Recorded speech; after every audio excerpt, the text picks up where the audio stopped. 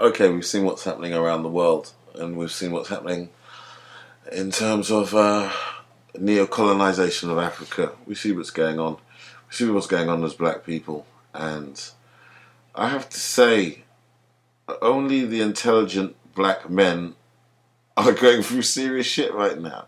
It looks like everyone else seems to be really happy, but the ones with enough intelligence to know what's going on around the world.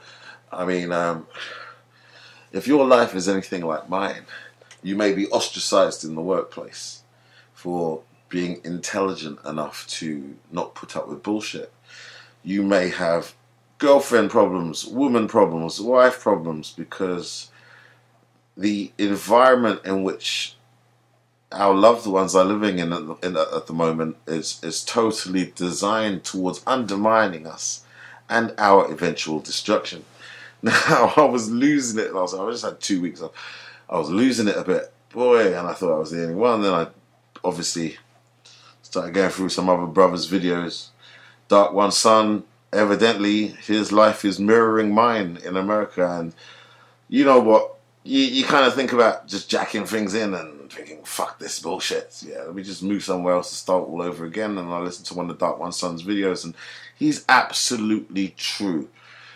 Those intelligent black men amongst us who know what's going on are actually under attack. In fact, I would go as far as to say I'd like to think men of the Lord are under attack right now. This is Satan's system and Satan's kingdom.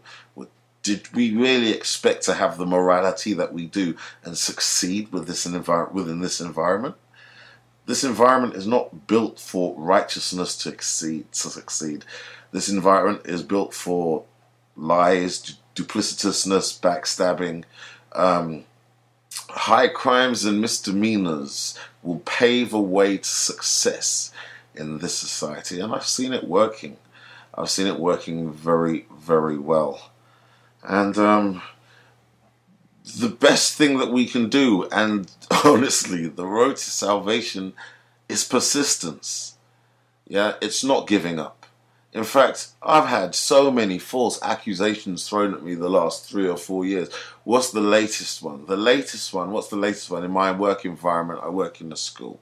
The latest one, I mean, considering I've had 8 years of 100% success, the latest one is that somehow I've hacked the school system and I changed the results in order to give me perfect results. Now, obviously, that can't be proven, but to an honest, upstanding black man like myself, this is the best racists can do to try and undermine success. Now, obviously, it's put out as a whisper.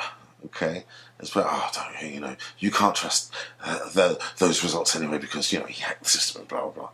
Obviously, men of the Lord, if they're working in institutions, will be suffering undermining and the whispering campaign. Now, here's the thing. I've had about 20 different incidents leveled at me and not one meeting with senior management, although I've logged everything. But it's the negative perception that's allowed to exist in the realm above your head that determines whether or not you're going to succeed or not. I mean, in my case, I'm not going to succeed. In other people's cases, obviously, that level of negativity is an endearment. And they go up the ladder. Now, things are coming from all angles. It's a time where actually my father is trying to consider me as public enemy number one. I suppose he's just retired and he hasn't got that much to do. But my father is considering me public enemy number one. To say I've got girlfriend problems is an understatement. And funny enough, I just got listening to one of Elder Gabar's videos on the woman. And he cut me to the heart because certain decisions have to be made. Is it as bad as I think it is? Shall I get rid of this woman? And then Gabar comes in and says, Elder Gabar comes in and says, well, if that woman is out of order and you don't get rid of her, then evidently you don't have enough faith in God to send you a better woman. He's fucking right. Of course he's right. Of course he's right. You know, am I being weak? To say I've had strife with this woman is biblical, man.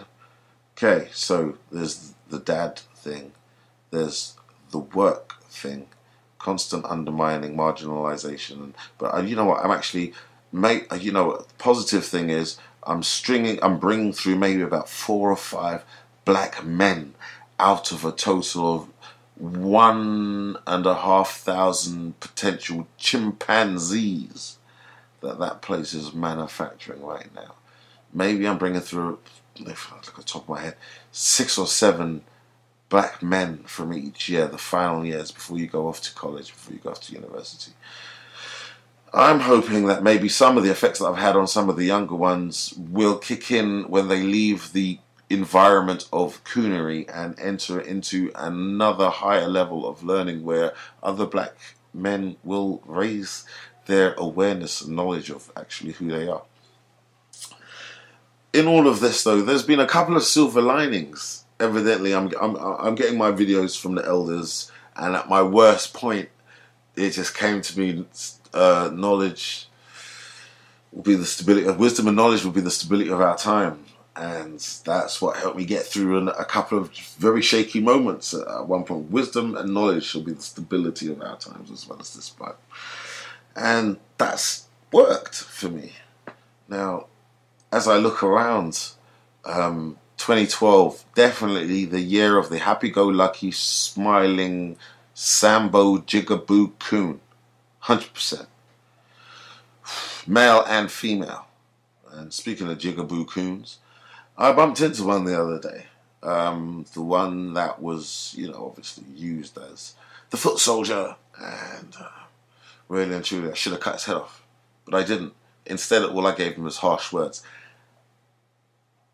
Oh, harsh words just in terms of, you know, nothing openly racist in the streets. But, you know, enough to let me know that I think the guy's a Sambo. And maybe at some point in the future, he may grow up to understand that he's been used. That was about the limit of it. Oops, I got a message. But the Sambo coons are working overtime in 2012. The shit's made its way back into my workplace already, and apparently I'm on the street going, you're a slave to the white man! The white man! And all of that stereotypical bullshit. Still trying to get me on that angry black man shit. Still. Okay, brothers, but you can't fold. You have to be stoic. You have to be like a rock.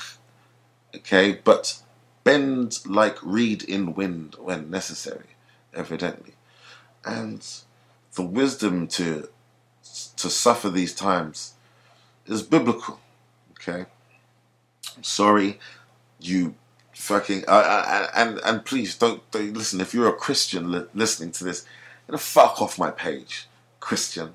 Okay, because the average bubblehead Christian has absolutely no idea how that book links into their genetic lineage and heritage. And so I want no part of you because you're a love everybody type of Sambo.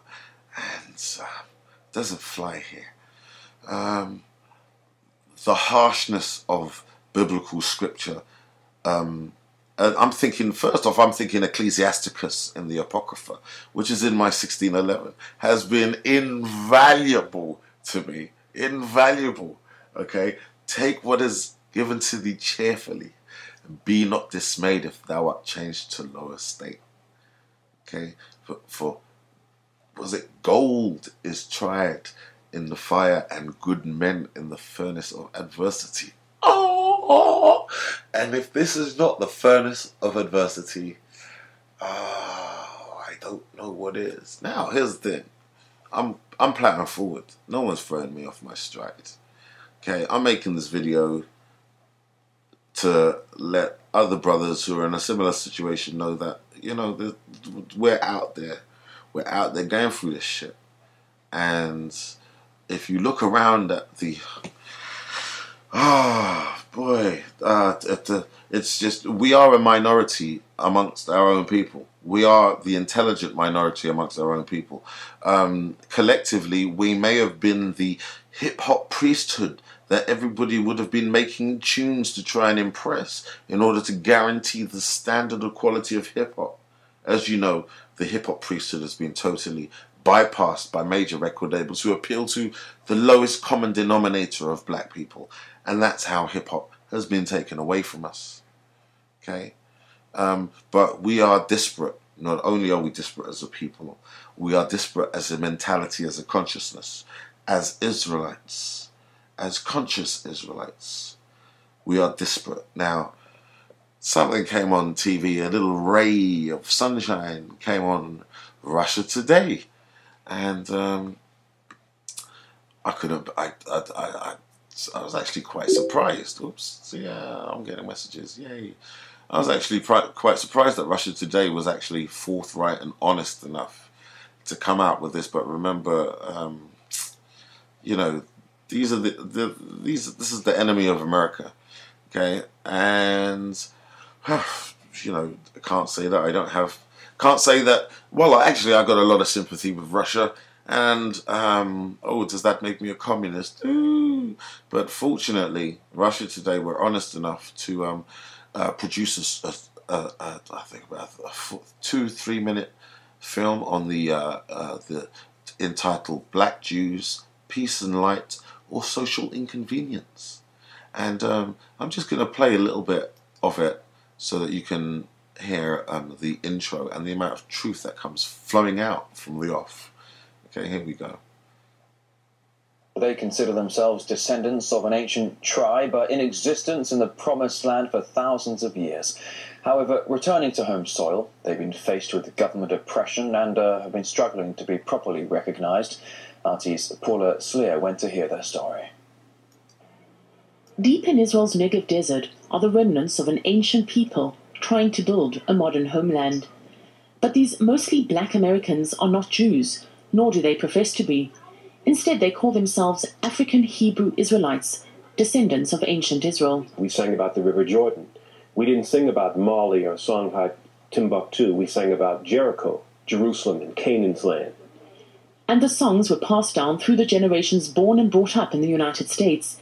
They believed that when the ancient Jerusalem temple was destroyed by the Romans, their ancestors fled to West Africa, from where they were taken to America as slaves. In 1966, a Chicago steelworker, Ben-Ami Ben Yisrael, had a vision that it was time to return home.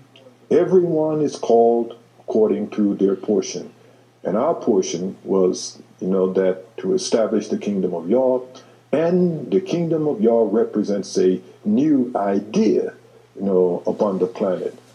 And so Ben-Ami set forth with some 400 people who, much like Moses in the Bible, spent 2.5 years wandering in Liberia before reaching the Promised Land. When Ben-Ami arrived here in 1969, just under half of those who had left America with him had managed to finish the journey.